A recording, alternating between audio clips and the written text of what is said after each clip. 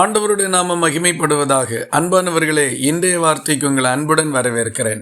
இன்றைய தியானத்துக்காக நீதிமொழிகள் 10வது அதிகாரம் 24வது வசனத்தை வாசிக்க கேட்போம். துன்மார்க்கன் பயப்படும் காரியம் அவனுக்கு வந்து நேரிடும், நீதிமான் விரும்புகிற காரியம் அவனுக்கு கொடுக்கப்படும். தங்கள் வாழ்க்கையை குறித்த அநேகம் ஆசைகளும் எதிர்பார்ப்புகளும் விருப்பங்களும் எல்லா மனிதர்களுடைய வாழ்க்கையிலையும் இருக்கும்.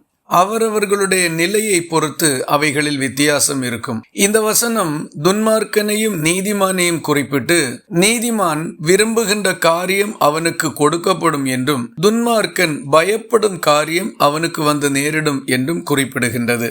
ஒரு மனிதன் நீதிமானாக இருந்தால் அவனுடைய மன விருப்பம் நிறைவேறும் என்பது இந்த வசனம் சொல்லக்கூடிய கருத்தாக இருக்கின்றது. உடனடியாக நிறைவேறும் என்றோ வெகு சீக்கிரத்தில் நிறைவேறும் என்றோ இந்த வசனம் சொல்லவில்லை.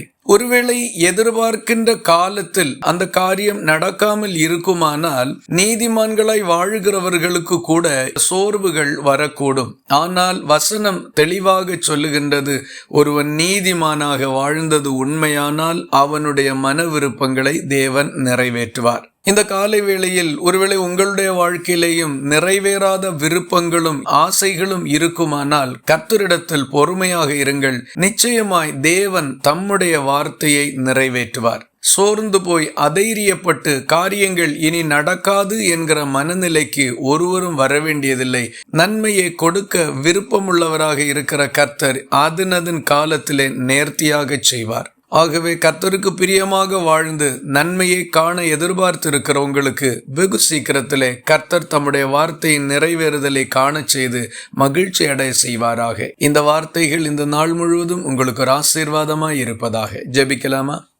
எங்களை நேசிக்கிற அன்பு நிறைந்த நல்ல ஆண்டவரே, நாங்கள் உம்மை நன்றியோடு துதிக்கிறோம். நீதிமான் விரும்புகிற காரியம் அவனுக்கு கொடுக்கப்படும் என்று ஆண்டவர் இந்த காலை வேளையில் உத்தரவாதத்தோடு எங்களுக்கு கொடுத்திருக்கிற நல்ல வார்த்தைகளுக்காக உமக்கு ஸ்தோத்திரம்.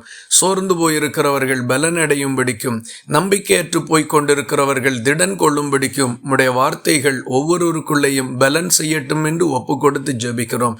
ஜெபத்தை கேட்டதற்காக ஸ்தோத்திரம். இயேசு கிறிஸ்து மூலம் வேண்டிக் கொள்கிறோம் எங்கள் அன்புள்ள நல்ல பிதாவே, ஆமேன். கர்த்தர் தாமே உங்களை ஆசீர்வதிப்பாராக.